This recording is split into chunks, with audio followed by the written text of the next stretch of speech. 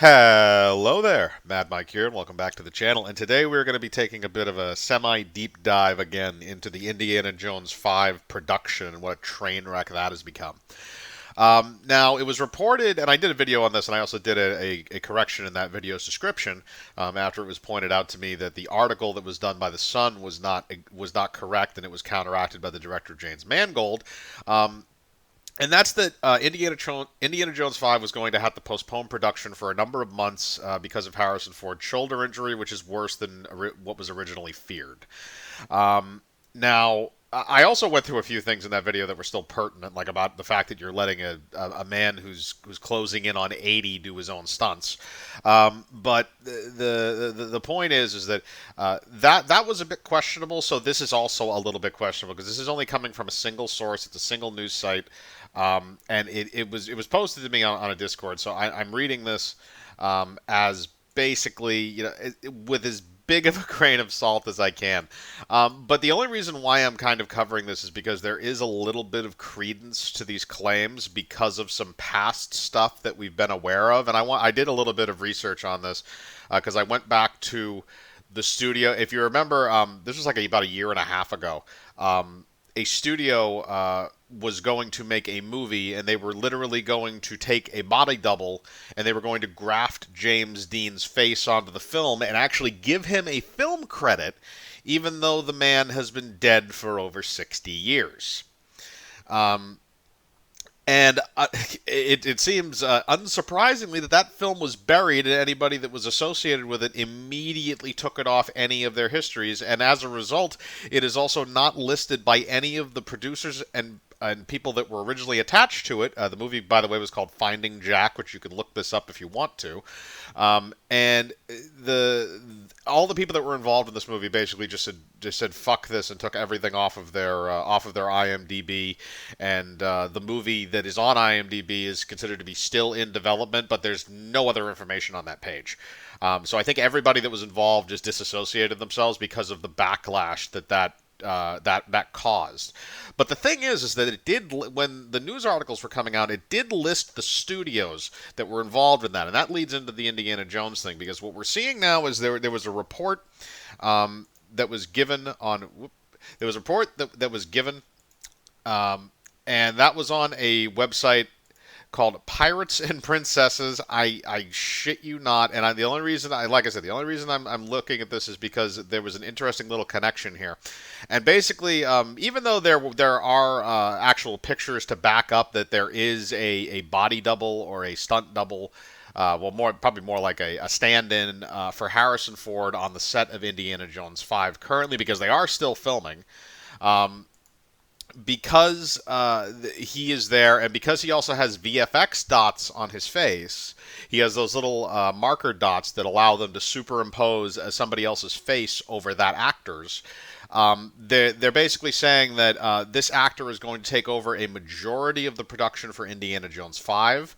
While Harrison Ford continues his shoulder recovery, and he will wind up doing most of Harrison Ford's filming for him, as opposed to filming a lot of B-roll and other stuff until Harrison Ford is physically able to come back to the production. Now, there's a lot of problems with that idea, and here are some facts about it. So, production on this movie began in early June. And then around, I think it was June 23rd, was when they confirmed that Harrison Ford had suffered a shoulder injury on set, and he was due to be out for a little while he was recovering. Now that means they were only able to film for a little over 2 weeks, probably about 17 to 18 days. And that's also not including, travel and all that other stuff and setting everything up.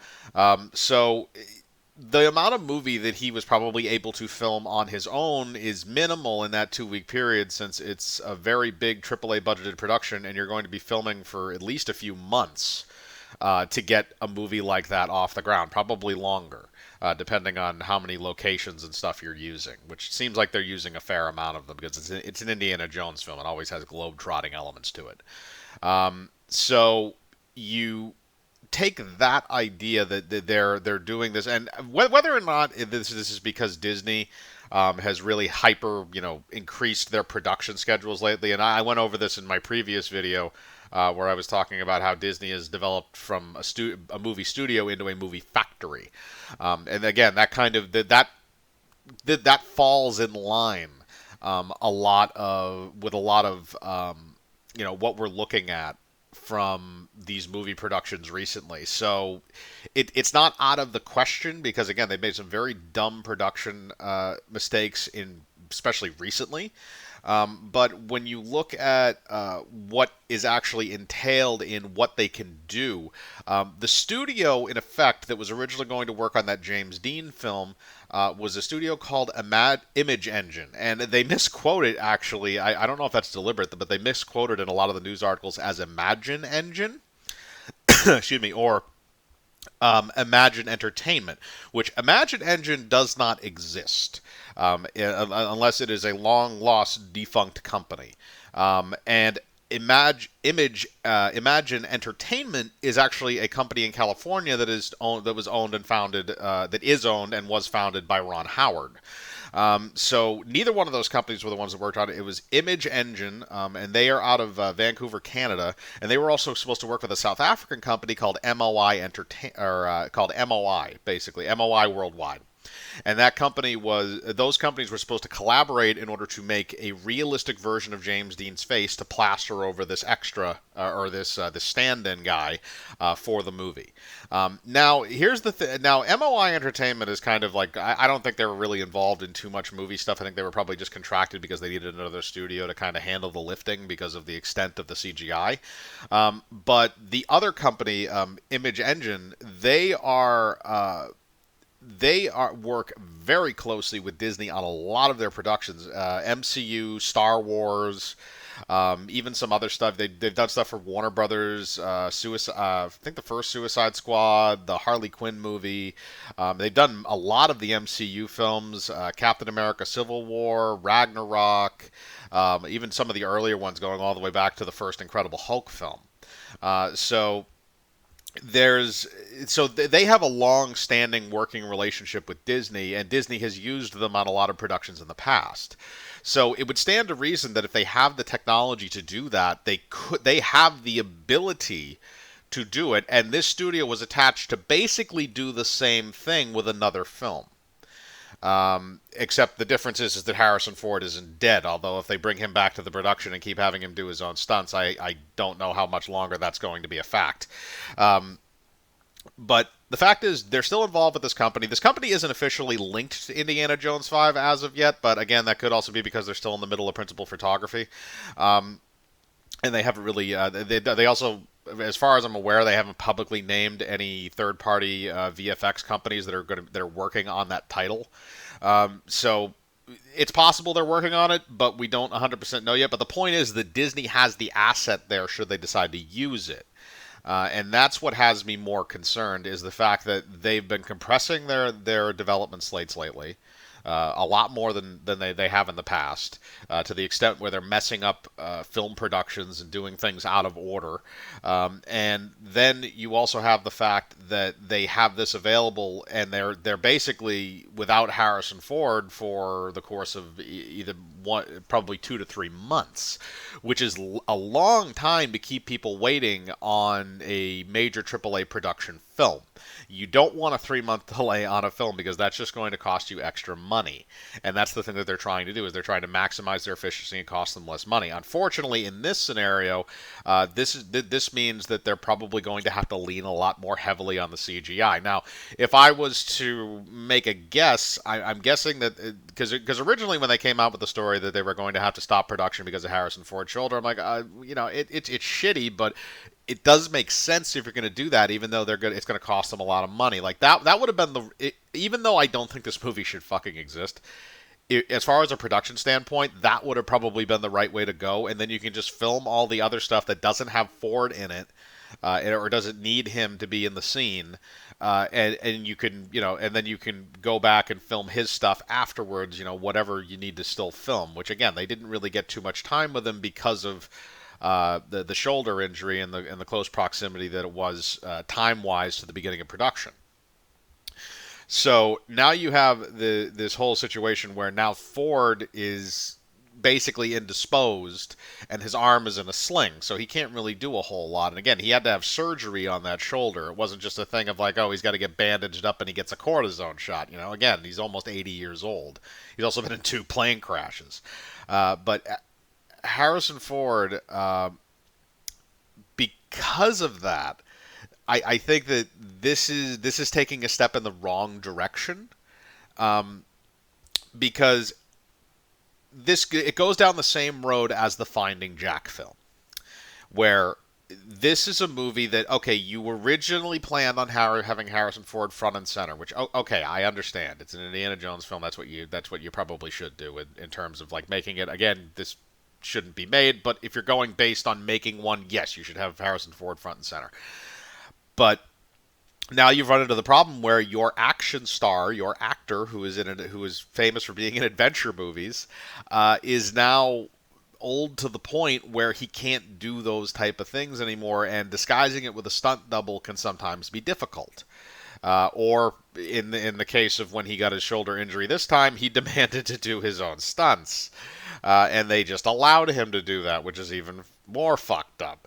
But it begs the question, okay, now they have this system, so it kind of gives them an excuse to try something out that they may exploit very heavily in the future, and I don't like that idea, for the same reasons why I didn't like the whole James Dean face thing in the Finding Jack film, because when you take the person out of that equation, even if you're grafting somebody's face onto another person's body, even if it's still a real person, it's just not their face.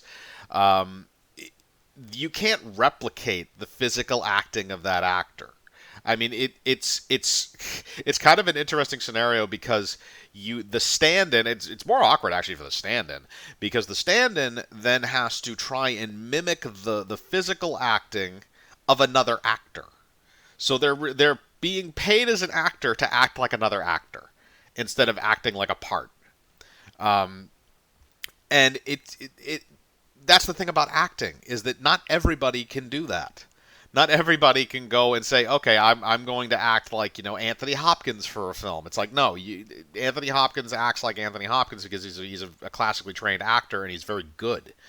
It's very, very hard to replicate that. Now, it is kind of easy to replicate a role, or easier, I should say. I shouldn't say easy, but it's easier for somebody to replicate a film role.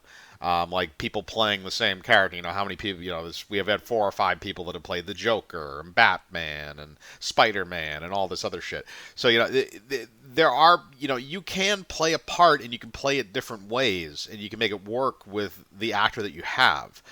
But with the way that you're doing it now, it just doesn't seem like a great idea. And again, I also have the understanding that there's a lot of times there are different like de-agings and stuff that are done with films. That's been done actually in the Indiana Jones films at least once with, oh god, the very beginning of Last Crusade, when you have that young Indiana Jones segment, which I think led into the television show. And you had that segment where it was Indy as like a young man. I think he was supposed to be like 14 or 15 at the time of the flashback, maybe a little younger. And it it felt like a young Indiana Jones, but you only had to keep that up for, 10, 15 minutes of the beginning of the movie. Probably not even, actually. It's probably under 10 minutes. And most of it was an action scene. So the kid didn't really have to do too much acting. He just had to kind of say a few lines here and there, which was good. I do like the young actor in that, as opposed to when they did the television show and that person had to act like that all the time. In this scenario, you're having somebody come in and sub out for an actor who is synonymous with this role, who nobody else has ever replaced. And who the studio and a lot of the creative people and Harrison Ford himself have resisted the replacement, because they believe that he is so synonymous to the role and he is so iconic in the role that he cannot be replaced. Which I think is the case for a lot of really, really iconic film roles, is that they not only should they not be replaced, they can't be replaced. But that's what they're looks like they're attempting to do if they're moving forward with this whole CGI the face over the double thing and film the rest of the movie. Now, as far as a post-production process, how that would conclude is probably what would happen is they're obviously doing the CGI overlay. They're probably going to have that actor say his lines, and then they're going to have Harrison Ford dub over the scenes. So they'll have him come in, and again, if he's in a sound studio, it doesn't matter if his arm is in a sling. They're going to have him come in, they're going to have him record the lines over the scene and try and lip sync as much as possible. Or because they have the CGI overlay on the face, they can probably manipulate it enough so that they don't need to do too much of the dubbing, and if they need to do any kind of tweaks, they can do it with the CGI. Now, it is possible to do that. It has been done before. You can look at stuff like you can look at I mean, even though it's kind of creepy, you can look at stuff like Tron Legacy, which was a very early version of it when you had Jeff Bridges' character Flynn, but you also had the computer doppelganger named Clue. So again, I don't remember if that was actually Jeff Bridges in that suit. I don't think it was during those scenes, but they overlaid the Clue face, the young Kevin Flynn face over the actor who was playing Clue, and then they altered the mouth movements and stuff, and they had Jeff Bridges dub over the scene. So it's been done before. Now the other thing that brings up too is that is going to jack the cost of this movie up, because that's a lot of CGI work to do that they were not originally planning on.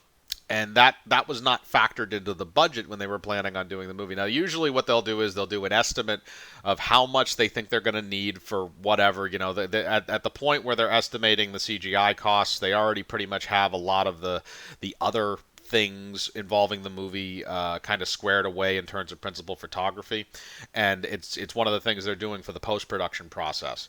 So you had usually they'll put aside a set amount of money, and that'll usually more than cover whatever the CGI costs are going to be. The other thing is they usually work with a lot of the same studios, hence the reason why Marvel and Disney continue to use Image Engine on a lot of their films. They work a lot with the same companies, so those companies again can give them accurate estimates depending on how CGI heavy the film is.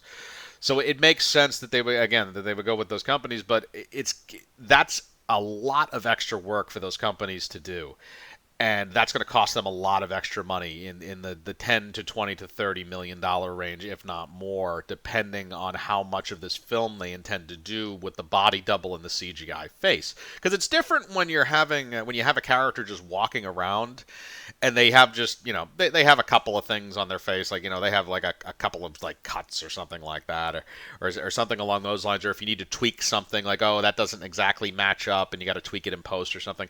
It's different when you have that, when you're working on little things with actors. Even if you have a CGI character too, it's a bit different, because again, most of the time they know that is going to happen. But in this case, you need all the facial animations, and you also have to graft it onto an existing body. It's not an entirely CGI character, which does make, I would assume, would make it easier in a sense to actually do that process, because you only really have to worry about the face. But the other thing is, the face is one of the most complicated things on the human body to replicate. You can replicate arm and limb movement and stuff like that pretty easily, even little twitchy things and stuff like that, but the human face is so articulated that there's a lot going on there. And even though, like I said, they have the CGI overlay of Ford's face, it could look very strange. Again, we remember what happened with Grand Moff Tarkin and Princess Leia in Rogue One. We all remember Tron. I just mentioned Tron Legacy with the Clue character. There's been other examples as well. So, can Disney do this? Yes. Are they doing it? That is still up in the air. But I'm kind of dragging this on a little bit. But I want to know what you guys think. Do you think that Disney is planning on fully CGI replacing Harrison Ford for the remainder of this film because of that shoulder injury, and to cut down on the production time? Or do you think that maybe this is just, they're just filming action scenes or something like that, so they don't necessarily need Ford on set, because most of it is, at this point, is going to be done by a double, and there's not much acting involved. They're not using a lot of the talky scenes for them. Put your thoughts in the comments below. As usual, I like to read them. Hit the bell for notifications, hit the like button, subscribe, and remember, I live my life free of compromise. Do you?